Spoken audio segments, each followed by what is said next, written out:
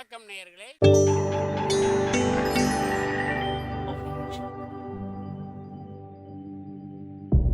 மகிழ்ச்சிக்கோர் தென்கட்சி என்ற அலைவரிசையில்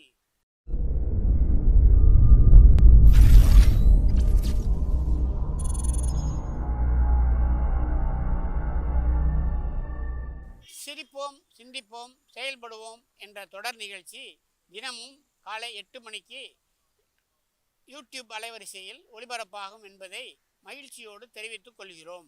ஒரு ஆள் இருந்தார். அவர் தன்னை ஒரு குருன்னு சொல்லிக்கிட்டார். மௌன குரு, வாயே திறக்கிறதில்ல. அவருக்கு 2 சீடர்கள் உண்டு. இவங்க தான் வர்றவங்கக்கிட்ட பேசுவாங்க, விளக்கம் கொடுப்பாங்க. ஒரு நாள் இந்த சீடர்கள் 2 பேரும் எங்கேயோ வெளியில் போயிட்டாங்க. அந்த நேரம் பார்த்து ஒருத்தர் அங்கே வந்தார். குருக்கிட்ட போனார். குருவே, புத்தர்னா என்னன்னு கேட்டார். குருவுக்கு ஒன்றும் புரியல. அவர் உண்மையான குருவாக இருந்தாவில் புரியும்.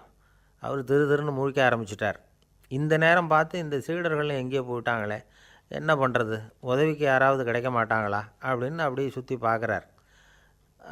அங்கே பார்க்குறார். வந்தவர் இதை கவனித்தார். ஏதோ புரிஞ்சுக்கிட்ட ஒரு மாதிரி அடுத்த கேள்வி கேட்டார். தர்மம்னா என்ன சுவாமின்னார். குருவுக்கு ரொம்ப சங்கடமாக போச்சு. நம்ம நிலைமை இப்படி ஆகிட்டுதே, இக்கட்டில் மாட்டிக்கிட்டோமே அப்படின்னு நினச்சபடியே விட்டத்தை பார்த்தார். அப்புறம் குனிஞ்சு தரையை பார்த்தார். அப்படியே உட்காந்துக்கிட்டார். வந்தவர் உடனே அடுத்த கேள்விக்கு போயிட்டார். தியானம்னா என்ன சுவாமின்னார். பாவம் என்ன பண்ணுவார் அந்த குரு, பேசாமல் கண்ணை கெட்டியாக மூடிக்கிட்டார்.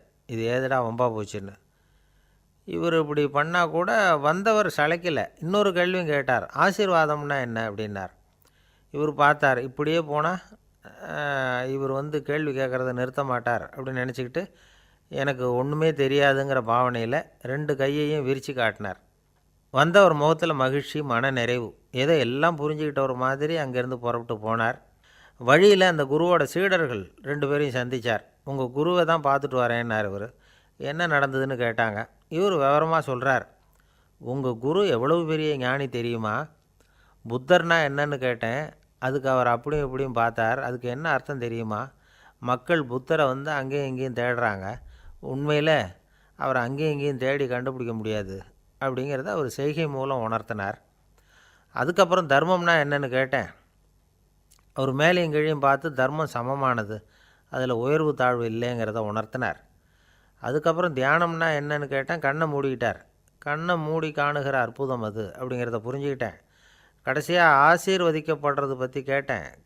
கைகளை நீட்டி உதவுறது தான் அது அப்படிங்கிறத தன்னுடைய இருகை விரித்து உணர்த்தினார். எவ்வளோ பெரிய மகான் அவர் அப்படின்னு சொல்லிவிட்டு அவர் பாட்டு போயிட்டார். சீடர்கள் அதுக்கப்புறம் மெதுவாக குருக்கிட்ட சேர்ந்தாங்க. அவங்கள பார்த்ததும் குருவுக்கு கோபம் வந்துட்டுது. அடே பாவிகளா, எங்கடா போய் தொலைஞ்சிங்க, நான் ஒரு ஆளுக்கிட்ட மாட்டிக்கிட்டு என்ன பாடுபட்டிருக்கேன் தெரியுமான்னார். இது மாதிரி தான் நாம் சாதாரண மனிதர்களின் புற வேடங்களிலேயே மயங்கி போயிடுறோம். அவங்க பேச்சு, செய்கை, பார்வை இதிலெல்லாம் ஏதோ பெரிய தத்துவம் இருக்கிறதாக நினச்சிக்கிறோம். உண்மையிலேயே அந்த தத்துவங்கள் யாருக்கு சொந்தம்? அவங்களுக்கு இல்லை, நமக்கு தான் சொந்தம். நாம் தானே அதை கற்பிச்சுக்கிட்டோம். நம்மை நாம் அடையாளம் கண்டுக்கிறது இல்லை. நாம் யாருங்கிறது நமக்கு புரியறதில்ல. அதுதான் இன்றைக்கி நடக்கிறது. அதனால தான் அடுத்தவங்களை தேடி ஓடிக்கிட்டு இருக்கிறோம். சில வீடுகளில் கூட இது மாதிரி சைகைகள் உண்டு. சில குடும்ப தலைவர்கள் தினமும் காலையில் கண்ணை கெட்டியாக மூடிக்கிட்டு கை 2ஐயும் சுத்தமாக விரித்து வச்சுக்கிட்டே உட்காந்து தியானம் பண்ணுறது வழக்கம். எதுக்காக அப்படி பண்ணுறீங்கன்னு ஒருத்தரை பார்த்து கேட்டேன். இந்த மாதம் வாங்கின சம்பளம் பூரா தீர்ந்து போச்சு, இனிமேல் என் கையில் சுத்தமாக ஒன்றும் இல்லை, புதுசாக எதுவும் செலவு வச்சுடாதே அப்படிங்கிறத அப்படி உள்ளங்கை 2ஐயும் விரித்து காட்டி அவங்களுக்கு உணர்த்துறேன் அப்படின்னார். ஐயா தென்கட்சி கோ சுவாமிநாதன் அவர்களின் மகிழ்ச்சிக்கோர் தென்கட்சி தொடர் நிகழ்ச்சியினை கேட்டு பயன்பெறுங்கள். நிகழ்ச்சியினை பிடித்திருந்தால் உங்களுக்கு கமெண்ட் பாக்ஸில் உங்கள் கமெண்ட்டுகளை பதிவு செய்யுங்கள், ஷேர் செய்யுங்கள், லைக் செய்யுங்கள், கண்டிப்பாக சப்ஸ்கிரைப் செய்யுங்கள். நன்றி, வணக்கம்.